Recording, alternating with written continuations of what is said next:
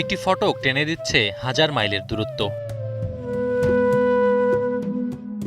স্বজনের ফুপিয়ে কান্না, প্রিয়ার ছলছল চোখ কিংবা শিশুর বোবা চাহনি, সবকিছু তুচ্ছ করে কাজের খোঁজে এই প্রবাস যাত্রার বাস্তবতা। একথা অনস্বীকার্য, প্রবাস যাত্রার জন্য এই কর্মীদের নিজের ঝুলি থেকে গুনতে হয়েছে লাখ লাখ টাকা। অনেকের যাবার খরচ তুলে আনার আগেই শেষ হবে ভিসার মেয়াদ। তবুও জায়গা জমি, পালিত পশু আর জমানো সম্পদ বিক্রি কিংবা ঋণ করে হলেও যেন দেশের চেয়ে বিদেশে শ্রম বিক্রি করাতেই আনন্দ কোটি প্রবাস কর্মীর।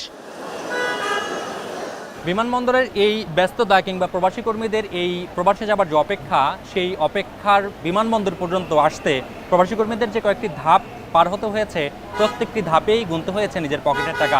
এই যেমন ধরুন, এই পাসপোর্ট করা থেকে শুরু করে বিমানের টিকিট কিংবা মাঝখানে মেডিকেল খরচ এবং ওয়ার্ক পারমিট কেনা, প্রত্যেকটি ধাপের যে খরচ সেটির যোগফল প্রত্যেকের 3 থেকে 7 লাখ টাকা পর্যন্ত। কিন্তু বাস্তবতা হলো, প্রবাসী কর্মীদের অভিবাসন খাতে ঋণ দেবার জন্য সৃষ্টি করা প্রবাসী কল্যাণ ব্যাংকের এই প্রবাসগামী কর্মীদের যে ঋণ দেবার কথা সেটি জানে না অনেক কর্মী, আর যারা জানেন তাদের অভিজ্ঞতাও সুখকর নয়। ওরা যা বলে ওই তো আমরা চাইতে পারি না, বুঝছেন। ওরা বলে যে সরকারি চাকরিজীবী লোক লাগবে, তাদের সাইন লাগবে, প্লাস তাদের চেক বইয়ের পাতা লাগবে। আমি যখন নিজেই সচল না, আমি বিদেশ যেতেছি টাকার জন্য, টাকা ইনকামের জন্য, তো আমাকে কে জামিনদার হবে? আমি বুঝগে না, আমি এখনো দেখি না আমার এলাকায় বা আমার পাড়া পরিষদে এলাকায় দেখি নাই কোনোদিন কেউ টাকা উঠে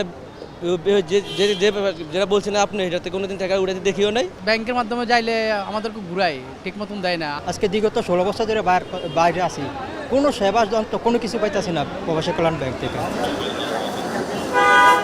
কর্মীদের বক্তব্য স্পষ্ট, প্রবাসীদের সেবায় চালু করা প্রবাসী কল্যাণ ব্যাংকের সেবা পেতে কতখানি কাঠখড় পোড়াতে হয়। নিয়মের কঠোরতা, স্বল্প সময়ে প্রয়োজনীয় কাগজপত্র জোগাড় করতে না পারা, বিশ্বাসযোগ্য জামিনদারের অভাবসহ নানা কারণে বিশেষায়িত ব্যাংকটির সেবাবঞ্চিত প্রবাসী কর্মীর সংখ্যা নেহায়েত কম নয়।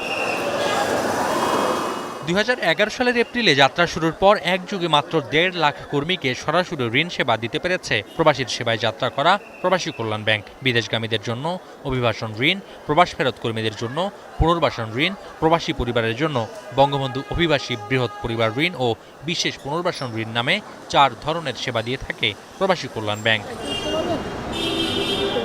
বিপুল চাহিদার বিপরীতে সারা দেশে মাত্র 120টি শাখায় চলছে ব্যাংকিং কার্যক্রম। তবে জনশক্তি রপ্তানিকারকরা বলছেন, জনগণের দোরগোড়ায় পৌঁছাতে এখনো অনেক পথ পাড়ি দিতে হবে ব্যাংক সংশ্লিষ্টদের। এটা ডেফিনেটলি সহজ করা উচিত, অল্প প্রসেস করা উচিত, যেন সে অ্যাটলিস্ট 3 to 4 ওয়ার্কিং ডেজের ভিতরে টাকাটা পায়। আর এটার একটা স্পষ্ট গাইডলাইন ডিক্লেয়ার করে দেওয়া উচিত।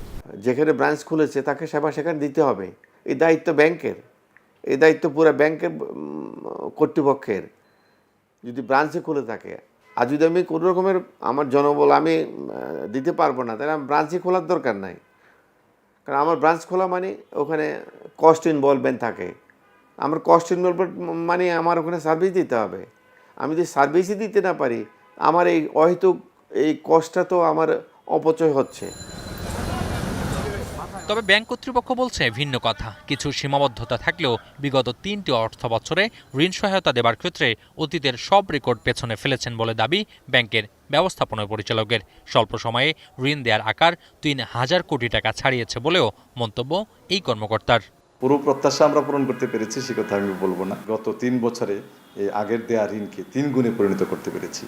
আপনি জানেন যে আমরা এই পর্যন্ত প্রায় 1,55,000 লোককে আমরা মানে ঋণ দিতে পেরেছি, এবং সেটার পরিমাণও প্রায় 3,000 কোটি টাকার মতো। এটা নিঃসন্দেহে একটা স্ট্রেংথের জায়গা। তো একটা জেলায় যখন একটা শাখা থাকে, সেই প্রান্তিক লেভেল থেকে দূর দূরান্ত থেকে একজন লোক এসে এখানে ঋণ নেওয়াটা তার জন্য অনেক কষ্টকর বিষয় হয়ে থাকে। প্রতি অর্থ বছরে আমাদের পরিকল্পনা আছে কম করে হলেও আমরা আরও 20টি, আমার ধারণা যে আমরা এই অ্যাচিভমেন্ট 25টার পর্যন্ত নিয়ে যেতে পারব। জনবল সংকটজনিত সীমাবদ্ধতার কথা স্বীকার করে আসন্ন অর্থবছরে বিশদ পরিকল্পনার আভাস দিচ্ছেন ব্যাংকের অন্যতম শীর্ষ এই কর্মকর্তা।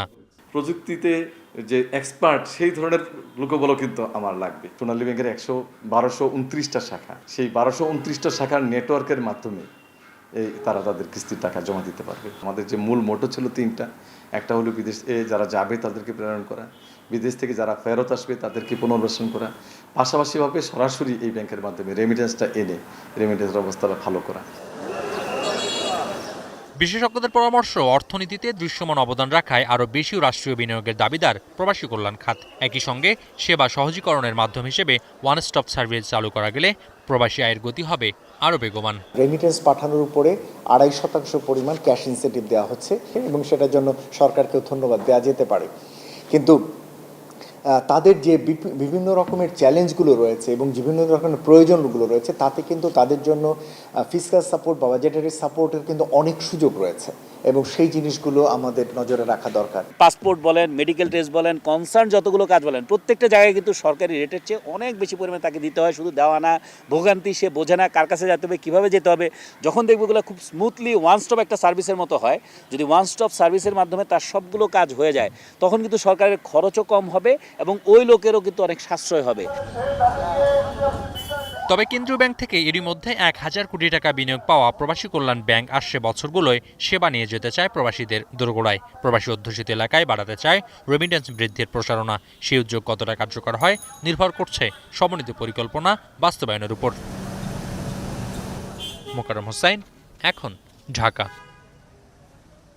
250টিরও বেশি ডিজাইন অপশন নিয়ে ওয়ালটন স্মার্ট ফ্রিজ, বোঝে আপনার প্রয়োজন।